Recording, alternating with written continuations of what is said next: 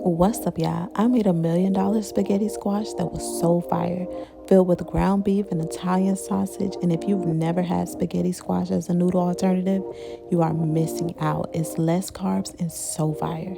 Let's get into it. So, if you know, I like to make my own spaghetti sauce. I use 12 tomatoes, one whole onion, one whole red pepper, one whole green pepper, 12 cloves of garlic, got them nice and coated in olive oil, salt, and pepper, and popped that in the oven on 400 for 45 minutes to let them roast. Once everything was nice and roasted, I went ahead and poured it all in a blender, got it nice and blended up, poured it in a pot, and added a couple tablespoons of olive oil, 1 tablespoon of basil paste, seasoned my sauce with these seasonings here,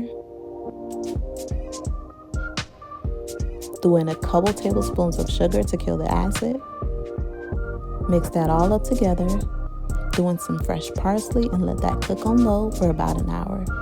While that was cooking, I got my spaghetti squash, went ahead and cut it down the middle, gutted out all of those seeds and stuff,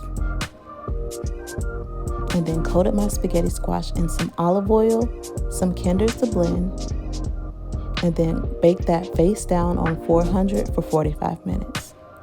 Got into making my meat with a little olive oil, some chopped onion, garlic, and bell pepper.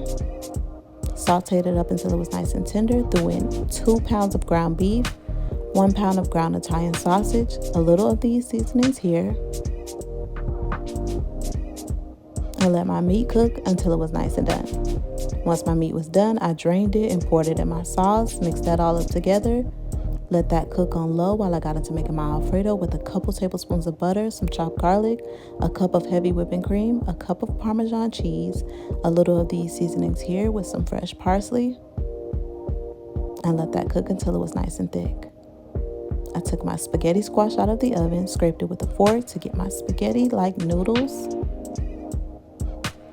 filled up my spaghetti squash with a little of that Alfredo sauce, added my meat sauce, topped it off with some mozzarella, mild cheddar, and parsley, and popped that in the oven for about 15 minutes on 350. And you gotta feast, y'all. This was fire. I promise if you've never had spaghetti squash, you got to try it out. It's so good. Y'all gotta make this. Enjoy.